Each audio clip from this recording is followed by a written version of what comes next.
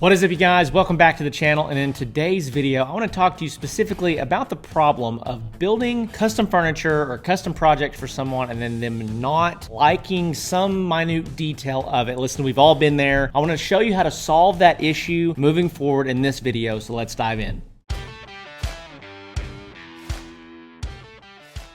All right, well, welcome back to the channel. If you have not subscribed yet, make sure that you do that. We're gonna be putting out tons of content. We already have tons of content to help you with all things woodworking business related. And we're talking about tools, we're talking about business principles, we're talking about marketing strategies, we're talking about how to become more profitable, how to increase your margins, anything and everything in between. We have content around that to help you grow your woodworking business. Now, have you ever gotten a commission from somebody to build a custom piece of furniture or a custom project? It left your shop, you were ecstatic about it, you thought it was beautiful, it was perfect, it was exactly what you had intended on it to be, and the client lets you know about some little detail that they don't love, or they want you to completely redo it, or they demand a refund because it wasn't what they thought. And all of this is something that we as woodworkers and handmade business owners face a lot of times dealing with custom work that we're building for clients. And so I want to talk to you about how to prevent this in the future. I make these videos because I've gone through a lot of pain in my business life. I've made so many mistakes, experienced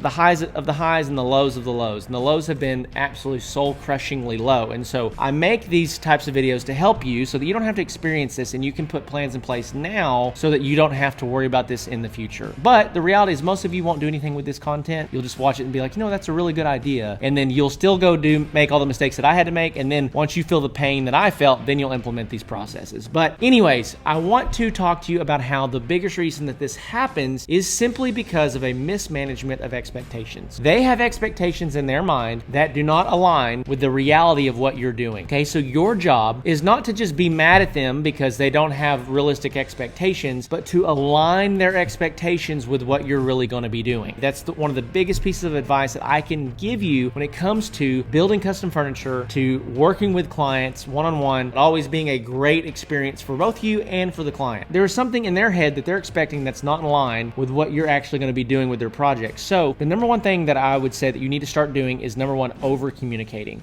Over-communicating. When I say over-communicating, what does that mean? That means that you are going into the nitty-gritty, the details of exactly what they're getting. We're talking about dimensions. We're talking about lumber choices. If you can, what type of grain they can expect. You know, if you're talking about what type of finish they can expect, you should have stain samples or finish samples to give them or to show them. You're trying to align their expectations with what your end product is going to look like as best as possible. So let me outline exactly how this conversation or multiple conversations needs to go with your client from start to finish. Let's dive into that. So number one is that you need to, or they need to, provide inspiration for what type of custom project you're doing. If they say, you know, hey, I just want this table, you need to have an actual photograph or a really specific idea of what they want from a design standpoint. Okay, then from there, you need to talk about the details of the dimensions, the colors, etc., etc. And one of the things that I have found has caused so many problems within my business is people bringing us pictures or bringing us another piece of furniture or something that says we want to match this. If you've been in this business for any amount of time, you know it's really hard to match stains if you don't have what type of wood it is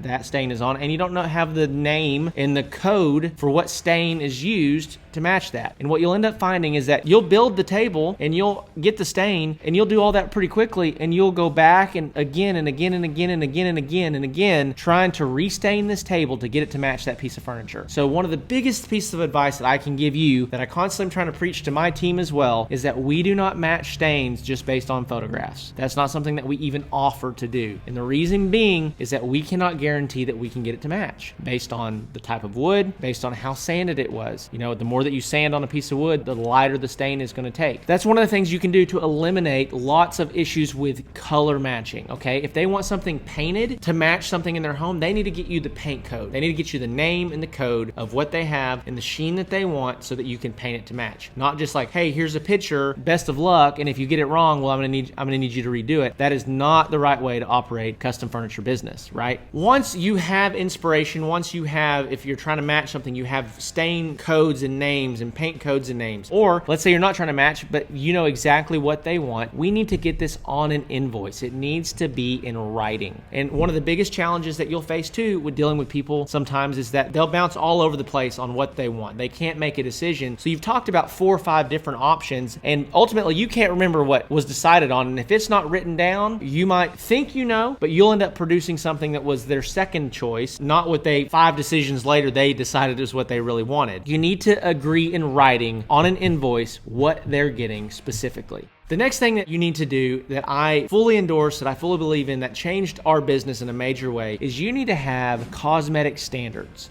And so when I say cosmetic standards, what that means is that this cosmetic standards document is aligning what you're going to do and their expectations. Because if you're building all this by hand, there's going to be slight imperfections here and there, right? That's the beauty of handmade furniture. A person did it. It wasn't just pumped out of some machine in Vietnam. If they think that it's going to be this mass-produced look, then they don't need to order from you. And you're saving yourself the headache of writing the order and then going back and forth and back and forth and back and forth with that client. And so as far as you and as you run your business, you need to have all of that outlined inside of your cosmetic standard. This is what you can expect from a stain standpoint. This is what you can expect from a paint standpoint. You know, if we distress your furniture, we do that by hand. And so not all distress points are going to be exactly the same. They're all going to be unique. You're basically trying to align their expectations with what you're actually going to be doing. And this needs to happen at the time that they place the order, not down the line, at the time that they place the order. And it cannot be a verbal agreement. It needs to be signed and it needs to be dated along with the order. And the reason for this is because if you get to the end and you produce their furniture, and in your cosmetic standards you clearly stated that we cannot guarantee that stain will match perfectly to any photograph that you've brought us, and then they want to throw a fit and have you sand down the table and restain it, and sand down the table and restain it, and sand down the table and restain it until it's perfect, you know that that's just killing your profitability inside your business. So if you have all this documentation on the front end, you can say, I'm sorry, Mrs. Customer, but when we walk through our cosmetic standards, when you place your order, we made it pretty clear that we can't guarantee that stain's going to match perfectly. So this is the product that you will be receiving. And again, this may not be something that they love, but at least covers you from a legal standpoint in case they wanted to not pay you, or let's say that they wanted to, you know, take you to court and sue you for losses, or which this is worst case scenario. We've never been sued. We've never had anybody try to take us to court, but this is one of the things that you just don't ever know. And so having your bases covered and having a document that just confirms that you've done what you said you were going to do, and anything else that's wrong is not on you, it's on them, and it takes all the liability off of you. Just a quick bonus here, another thing that I would have inside of your business is I would have a sign-off sheet for when they pick up or you deliver their furniture to them. We've had clients in the past that we've delivered the furniture, they've had it for a couple weeks, and then we get a message saying that something's broken on it, or something's busted on it, or something's wrong, and we know without a doubt that there was nothing wrong with the furniture when we delivered it, but we didn't have any documentation to guarantee that. So essentially it was our word versus theirs, and the customer always holds the power to leave you a scathing review, whether you did something right or wrong or indifferent, right? And so what we came up with was this document that upon delivery, they would check and say, I've received all the items that I ordered. They are in the condition that I expected them to be in, and I sign off as receiving and releasing iron by iron of any damages or anything that could potentially be wrong with this furniture. You don't have those people coming back to you saying, hey, you delivered this to me and it was wrong. I'm sorry, Mr. Customer, Mrs. Customer, we have your signature right here that says that when we delivered it, you looked over it and it was perfect exactly as you wanted it, so we therefore are not liable for anything that's wrong with your furniture. What we're doing, guys, is we are setting up a system to make sure that we are having the greatest experience with our clients as possible, and they're also having a really great experience, that their expectations are super clear and they're aligned with what we actually do. And so if you need help with this, if you are ready to scale your business, if you're trying to get to that $10, $20, $30, $40,000 per month mark inside of your custom furniture business, then you need to apply for the Woodworking Business Accelerator program. Listen, we're going to help you do that. We're going to run all your marketing and your advertising for you. And for about every dollar that you put into marketing or advertising, on average, we're going to generate around $10 to $12 in revenue for your business. The second thing I was going to mention is if you're just starting out, this video maybe was a little overwhelming for you, you're trying to get some of that initial traction, you're going to want to check out the Handmade Hero Academy. And so that is an online course that I've created to help beginner or relatively intermediate woodworkers, handmade business owners get to that $10,000 per month mark. And I'm going to show you how to do it all. And you can get started for as little as $47 today. So hopefully this video helped you. If it did, make sure you subscribe. Let me know in the comments below,